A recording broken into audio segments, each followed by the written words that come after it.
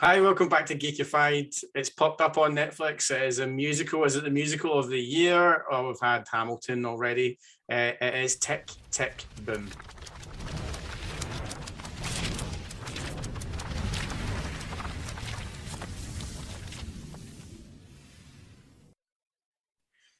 So it came up on Netflix just under a week ago. It has been absolutely massive. It doesn't seem to be getting the traction that I would expect it to get because it's not been talked about that much. But we're here to discuss it and find out what we thought about it. So today we have myself and we have Nathan. Hi, Nathan. There you go. Yeah, so Tick Tick Boom is Andrew Garfield. Now, Andrew Garfield apparently took a whole year's worth of training for singing to actually do this before he even stepped into a musical, which I thought was pretty cool. And I think it's quite an interesting story. So Andrew Garfield apparently took one whole year of training to sing to actually do this film. I think that is quite impressive. So it's a musical. It's one of those musicals, I think, where it's got bits and bobs. It's got a good bit of talking, a good bit of chat in it, but it is also obviously packed with lots of different songs. But the songs aren't half big songs. They're all big belters. Every single one of them is like, even the kind of smaller, kind of not romancy, sad songs. They're huge, absolutely huge, epic affairs.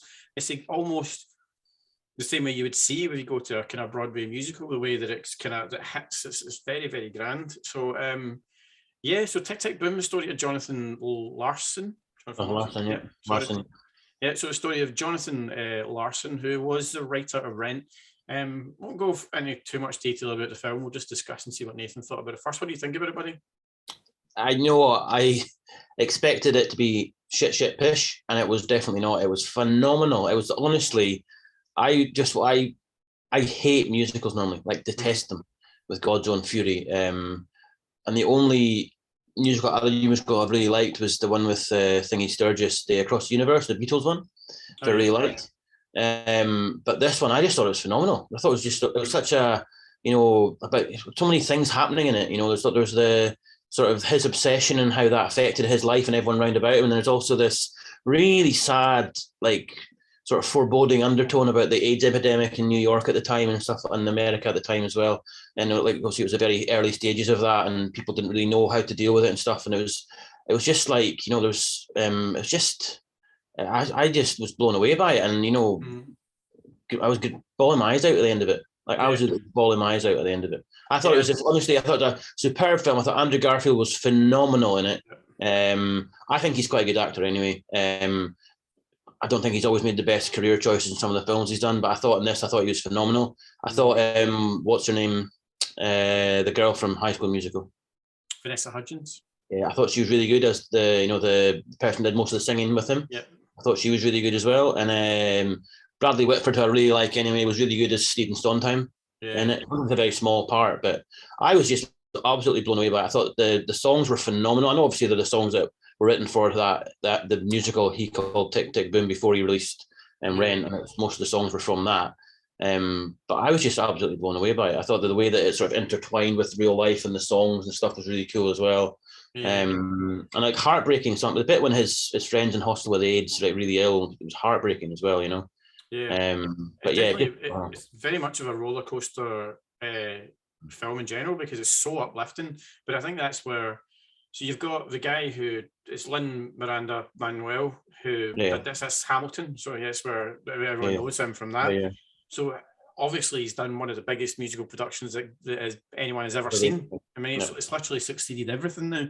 So having him come along and do a film like this, obviously he knows what he's doing, and I think he's done it incredibly well. I says that the way that this story is kind of intertwined, you get these bits of them performing like a performance piece, telling the story and filling in all the different bits, kind of slightly talking to the audience, breaking the fourth wall a little bit, but filling in with the actual scenes and the bits when it becomes a musical. It was absolutely fantastic. I wasn't 100% going to watch it because I'm, like I said, like you said, Nathan, it's not a musical thing. I'm not really that into them. My favorite ever actual musicals once. Absolutely loved that, but it was very, very different from a musical. It's more of a performance piece to a certain degree, a lot of it. But this was amazing. This was absolutely amazing. I watched it, and straight away I thought this is going to have to be. I'd imagine it's going to be an Oscar buzz about it. I think this is a bizarre thing. I've not heard anything. Bizarre, normally you get a kind of feel of people talking about stuff, the critics talking about stuff, and it seems to be completely under the radar. And there's quite a lot of press and stuff before it came out, and then it sort of came out and it's just sort of disappeared a wee bit, hasn't it? Yeah, I don't really know if this is maybe like a kind of backlog of kind of COVID where press screenings happened donkeys ago, the people have already seen them, so it's hard for the press to unless maybe it got lost in the sort of red notice buzz in Netflix, maybe because it was released at a very similar sort of time. Yeah, maybe that's what it was. But no, I would highly recommend anyone to watch this movie. If you like good, well acted, amazingly directed, very well edited movies, you'll like this. It's just there's not a poor performance in it. I didn't think. There really isn't. There genuinely isn't. Every single actor was great at the role. Yeah, the script was great. A great script. Shot beautifully as well, I thought. You had that real sort of theatre feel to it. Yeah, a bit like Birdman when they shot Birdman. A bit like that again. But yeah, I just was like I said to you straight afterwards. I think I said to you it was phenomenal. Was the word I used. And the only reason I watched it because you said I'm going to watch this. Maybe we can do a review next week, and I was just thinking this is going to be like Prom. It's going to be absolutely fucking atrocious, and it just wasn't. It just blew me away. And like I said, had a bit of a sort of Philadelphia feel to it, the film Philadelphia feel to it, especially with the relationship with him and his best friend, and this idea that at that point in time, you got your HIV positive diagnosis. That was you thought I've got a year, I'm dead. And that's the way that guy was living and stuff, and it's just really heartbreaking to see that. Somebody. I think it's such a bizarre way to set up this film in general. Is like obviously you've got not suburbia, subpower. What the name of the one he was making? I can't remember what they called it. I just watched it last night. I can't remember. So whatever it is, his first production that he was making, you've got most of it happening in that point in time where he's a struggling waiter, not making money, he's trying to break through, and then obviously he released Tick Tick Boom, which again wasn't a huge success, but then he released Rent. So Rent after that, if you don't know Rent, and died the night before it got his premiere as well. Fuck's sakes, man. So yeah, spoiler alert. That's not a spoiler. I mean, everyone knows. I'm joking. That's a real life history. This is absolutely hard. I have never, ever, ever been so attached to a character in the story. Yeah. Garfield made the guy one of the most lovable, likable characters. You felt sorry for. You were behind him all the way. You knew he was doing it for the right reasons. He had so much heartache and so much difficulty, but he was still managed to progress. And you're like, he was making so many sacrifices as well, for it. And it's almost like at one point you think he's about to go nuts, with it, because he's just so completely. The bit when he finds out that the play's not going to get taken up, there's no one he does taken up. You think he's going to go nuts at that point.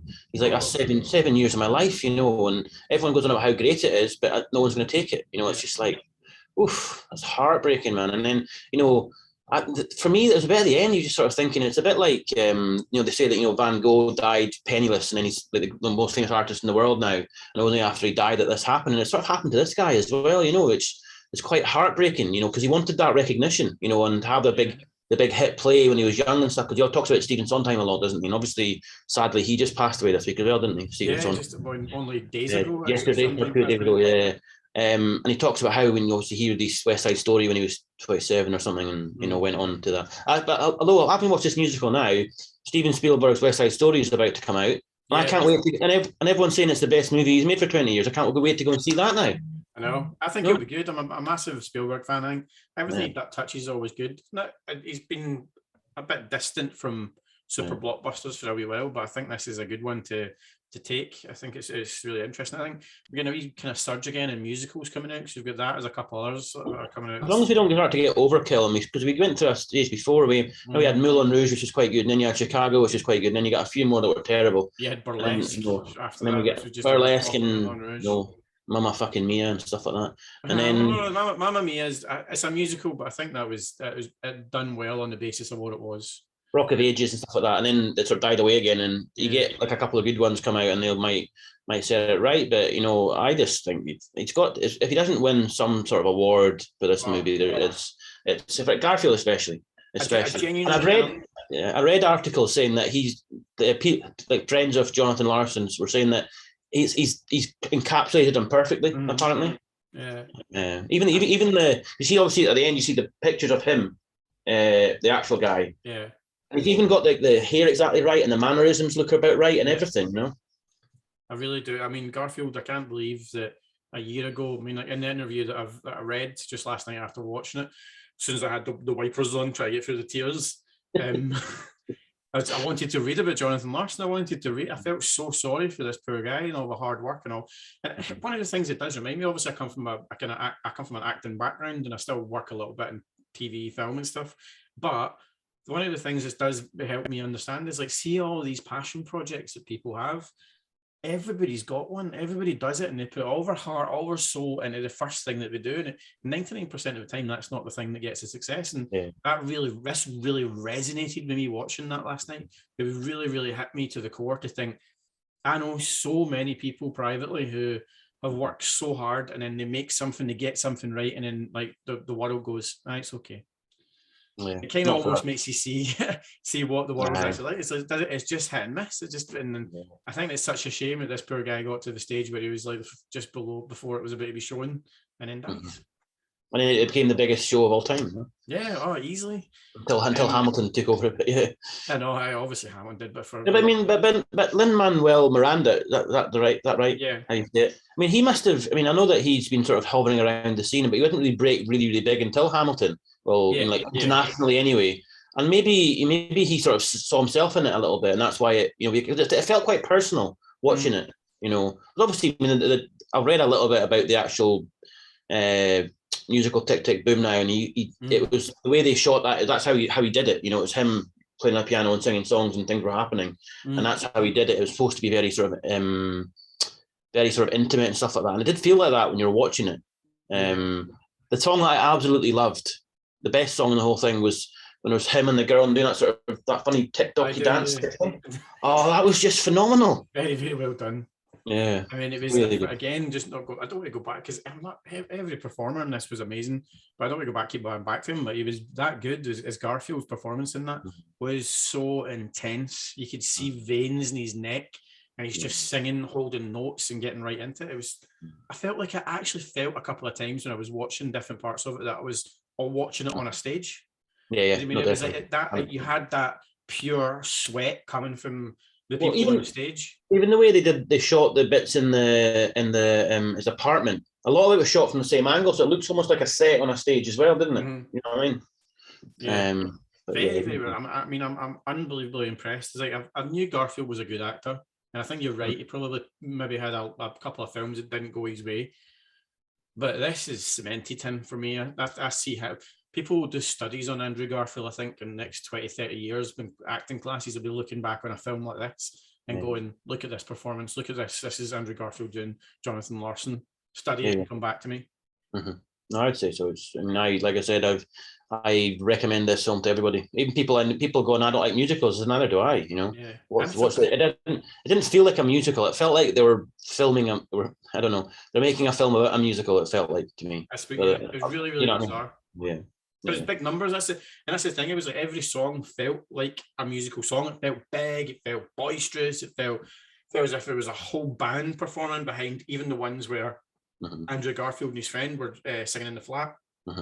Just felt so big. It felt like a big song, and it's really just the two of them dancing about singing. Yeah. But I think there'll be a sequel. I'm kidding. Yeah. But did you notice that's why one thing, last thing about it, the tick tick boom, I thought was really interesting that every time it got a bit quiet, you could hear a tick tick tick tick on the audio track. Yeah, do you know what? I thought it was just me at one point. No, really, really clever. Really clever. I heard it and I was like, is that a...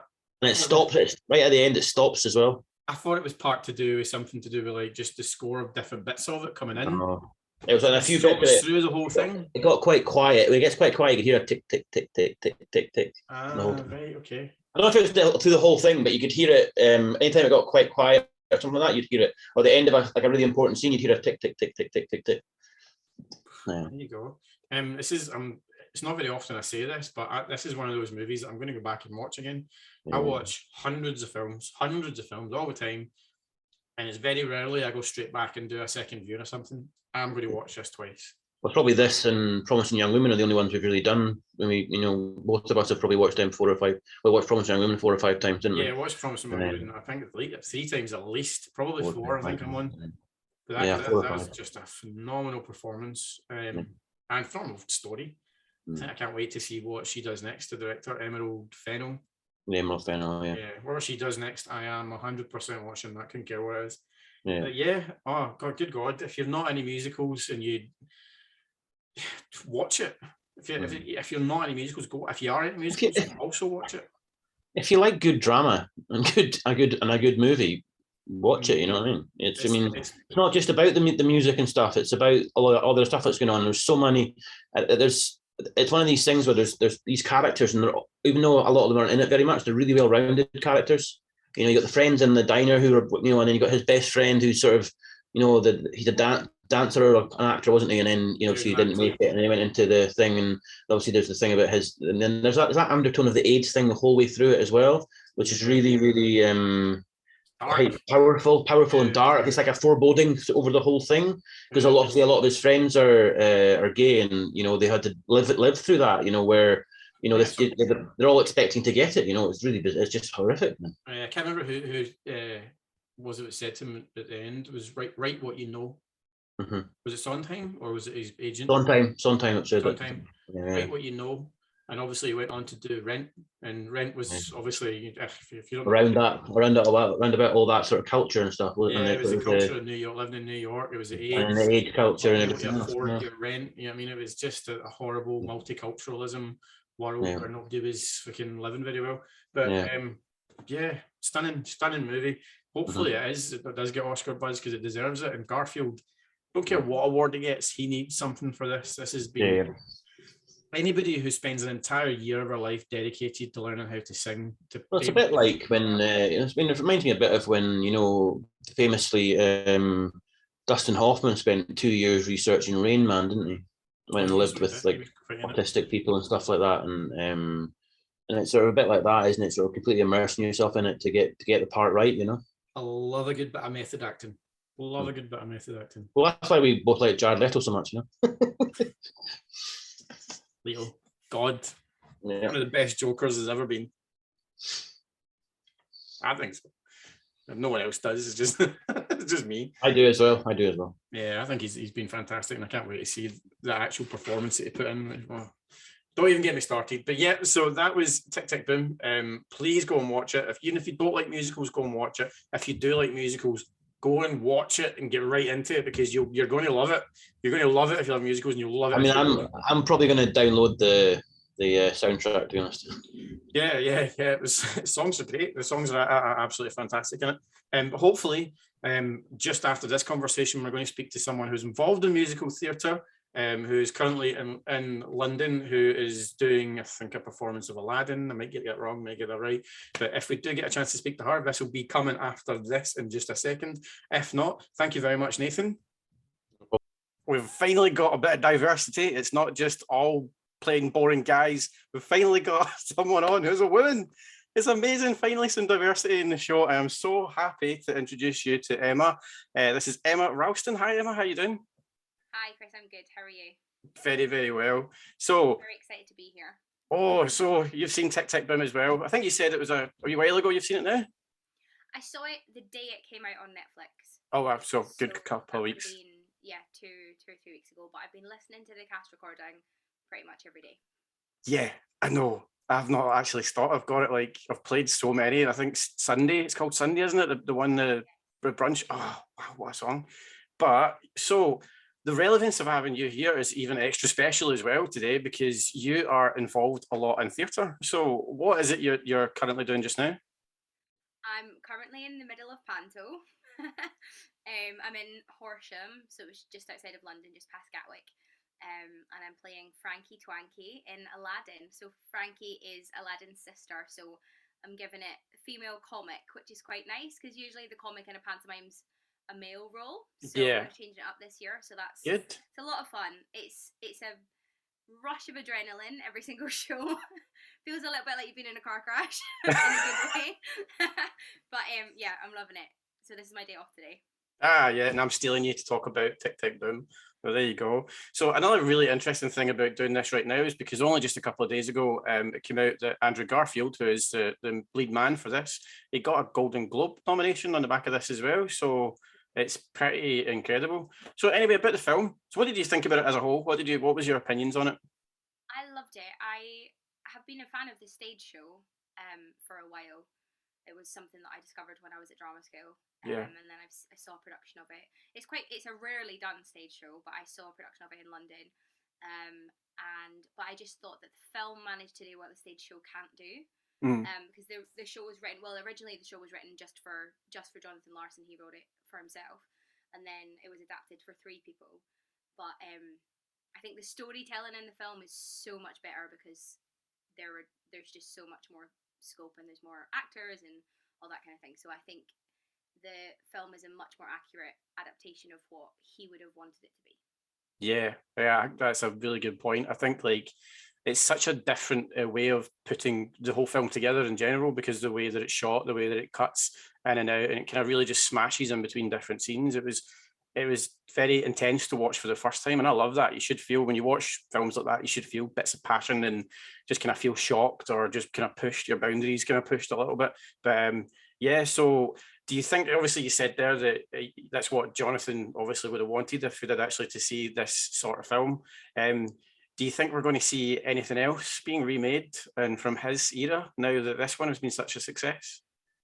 Well, so a couple of years ago, there was a thing in New York called the Jonathan Larson Project, where a producer was given permission by his sister to kind of go through all the work that the demos that he'd made that hadn't, come out into the public. And they made something called the Jonathan Larson Project, and they did it as a concert, and then they recorded a cast album of it. So I think potentially that might happen again. I know that the producer on that was involved in this film as a kind of what's the word, as a kind of researcher on the film, because she had done so much research into that. I don't know if he has any other kind of full works that are ready to be put on stage, but I think maybe potentially the Jonathan Larson Project could come back, maybe to come to London or something like that, because they put together, essentially, I think it was like a review show of all his work that was never heard or seen. So yeah, it's definitely sparked a lot of interest in his work in general. Obviously, he's got his most famous one, Rent. Everybody and their dog has heard of Rent. It's like the most popular musical theatre. I think it was the longest running, wasn't it? I think, on Broadway it ran for a long, long time, and then obviously the film. And I think the thing with Rent, that did in the kind of late 90s, 2000s, that did what Hamilton has done to musical theatre today. I think it totally revolutionised what we thought musical theatre was at that time. So I think that's why it was so, and it's such a shame that he never got to see the impact that it had on the industry. But I think like what an incredible legacy. I think like watching the film, obviously I knew of him from doing acting from my younger days and studying acting, so I knew obviously a little bit about him and knew his story and knew what happened and stuff. But it's like those movies where you watch them and you know what's coming at the end. And I know what I'm going to get told at the end. I know that I'm going to get told that he never got to see it and that he dies. I swear I was bubbling like a baby watching it. And it's amazing, but it shows you how good this film is. It really involves you. It brings you in. It packs an absolute punch for him because he is so likable. And speaking of him, what did you think about the performance by Mr. Garfield himself? I thought it was incredible. I really think he's an incredible actor. I think it's so important in musical theatre to get an actor who can tell the story first and foremost. I think to be a good singer is obviously important, but if you can't tell a story through a song, then that's not the purpose of the piece. It's not the purpose. You're always trying to tell the story to the audience. So whether you're a good singer is irrelevant. I mean, he is a very good singer. I don't think people realised how good a singer he was. I certainly didn't. But I think his storytelling through music was just, really, really incredible. I revealed in the first half of a wee fact that we discovered when we were talking about it was it doesn't sing very well in general, and he basically went to a coach for a full year and learned how to sing properly for the film, which I thought is, I think that's one of some of the facts I think that sometimes lean into nominations and stuff, because obviously, I mean, he self admits he was never really a good singer, and obviously when you hear his voice in this, it's incredible. It's ridiculous. So what about the rest of the cast? I mean, I think this is what is very much like any musical theatre. It's an ensemble piece at the end of the day. There's a lot of people that pop up across this, especially the cameos. I mean, the cameos are incredible. What did you think about the rest of the cast for the movie? Do you think it was well done? Yeah, I thought it was very well cast. I mean, a lot of the cast are Broadway actors who've been put in the film, which obviously I'm a huge fan of. I think when you're, I think some people sometimes get a bit annoyed when celebrities get put in, not celebrities, but people who are not trained in musical theatre and then they do musicals. So I loved, there's actually a lot of cameos in the song that you mentioned, Sunday Brunch. That entire scene broke me because it's basically an homage to Stephen Sondheim, who I am the biggest fan of, and actually it's one of the reasons why I haven't gone back to watch the film again. I wanted to go back and watch the film, and then Stephen Sondheim passed away a couple of weeks ago. And so I haven't been able to bring myself to go back and watch it again, purely because of that. But yeah, so in Sunday Brunch, the scene in the cafe, there's very famous cameos, but there's also cameos of people who were in the original cast of Rent. Mm-hmm, who did the original workshop and things like that. So yeah, I think it was just so lovely to see little nuggets of different parts of Jonathan's career and life and things like that coming into the film. Yeah, very thoughtful. Oh, definitely.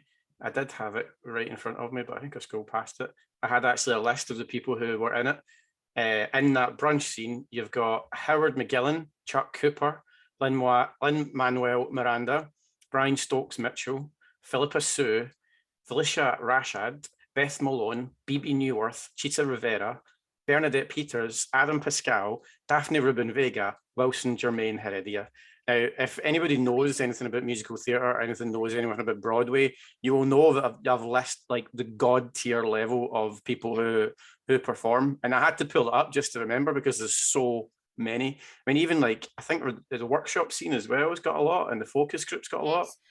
What I discovered after I watched the film, actually, I recognised a couple, but in the original, not the workshop scene, but in the one where he gets feedback from Stephen Sondheim, the whole everyone else there in the working session are all Broadway composers or lyricists. And then I went back through and I recognised a couple of them because I know what they look like, and then finding out that it was literally littered full of other composers and lyricists was just, I think Lin-Manuel Miranda, who directed it, I just think he has just put so much thought and so much love into the fact that he just loves theatre, and it's like such a celebration of people's achievements in that. Yeah, it's honestly one of the most incredible musical theatre idea films that I've seen. Just the way it was put together, how it was put together, and especially Lin-Manuel Miranda. I always stumble over his name. I'm terrible at it. It is a bit of a tongue twister. Yeah, I think especially with a Scottish accent, it's a wee bit more difficult than anything else.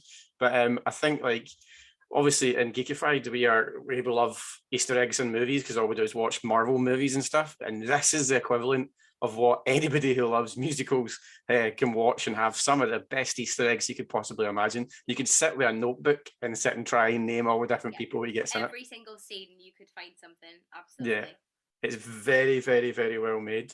I think my favourite little bit that I found out after the film, and I have actually gone back to rewatch this one section, is when the Stephen Sondheim leaves Jonathan a voicemail Oh yeah. And obviously there's an actor playing him in the film, playing Stephen Sondheim, but the actual voicemail is Stephen's actual voice. He recorded it himself, and so I didn't know that at the time. And when I watched it the first time, I thought to myself, God, he really sounds like Stephen Sondheim. That's a really, really good impression of him. And then obviously I found out it's actually him, so that's pretty special. Yeah, I wasn't actually sure if we'd mentioned this in the first half of me and Nathan, but I also discovered part of that as well was he heard what the original voicemail was going to be. Don't know if you read that. So Stephen Sondheim heard it, and he wasn't happy. He was like, I wouldn't say that. That's not what I would say. Yeah. So he rewrote it, and then like you said, he came in and did it himself, which was amazing. Yeah. It's just very, very sad because obviously the guy is just an absolute legend of music. And I think it was when we were filming with Nathan that he passed away like the night before when we were doing it, which is an absolute shame. But this is I'd say is an absolute piece of legacy towards him, given that there's so much about it. And I think maybe what struck me the most watching this film was how much Stephen Sondheim achieved and how much Jonathan Larson could have achieved. And I think that's the sadness of it. You know, obviously both of their legacies will live on, but it's just thinking, gosh, like what else could he have contributed to the world of theatre? Yeah, and I think this movie's done wonders because I believe I think there was about 2 or 3 people that I've spoke to since it came out, and since I watched it, who also watched it on Netflix, and they didn't know who he was. They had no idea who he was. They didn't relate. They weren't even familiar with films like or musical theatre like Rent. So this really awoken something. And I asked him, I was like, "What do you think about it?" And it was like, "It was brilliant. Really loved it. And these aren't types of people. They aren't actors. They aren't musicians. They just really enjoyed a very good film. I think that's great, and I think a lot of the time when musicals get made into films, they get a bit of, oh, it's not as good as the musical or things like that. But I think any way that musical theatre is reaching a wider audience is a good thing, regardless of whether it is as good as the original, or if it gets someone else interested in theatre, then surely that's a positive thing for the industry, Definitely. Absolutely, because it's not, I don't think it's ever going to be an industry that dies out, but it's an industry that does struggle sometimes, and it's struggling a lot due to the pandemic. There's a lot of actors and actresses and musicians and people who work in theatres that have went through really, really, really hard times. Yeah. So I'm going to put a little link at the bottom of this video today to some of the charities that you can donate to help support the theatre across the UK and give some help to anybody who's in any sort of need. So that will be in the bottom of the video if you want to nip down there and have a wee look at that, and chuck 10 pence in, chuck a £1 in, chuck whatever you want, and I'm sure it will go far and help them. But yeah, thank you so much for joining me today. Thank you for having me. It's honestly my favourite thing to talk about musicals. So well, I next musical film you've got, I'll be back. We're having you back. I think West Side Story is the next one that's coming up. If you're well, I just saw that on what day is it? I saw it 2 days ago. Yeah, okay. And it is absolutely breathtaking, and I could talk about it for hours. Yeah. So 100% we'll be doing a review on West Side Story, but I don't think it'll get you until after Christmas again. I think you're going to be a little bit busy. And where is your show again? So I'm doing Aladdin at the Capitol Theatre in Horsham. There you go. You can catch Aladdin at the Capitol Theatre up until New Year's Eve. There you go. Plenty of fun, plenty of Christmas fun. But again, thank you very much, Emma, for joining me today. It's been really, really good. And I'm really looking forward to welcoming you as a guest again back on Geekified. Thanks for having me. We can do this all day.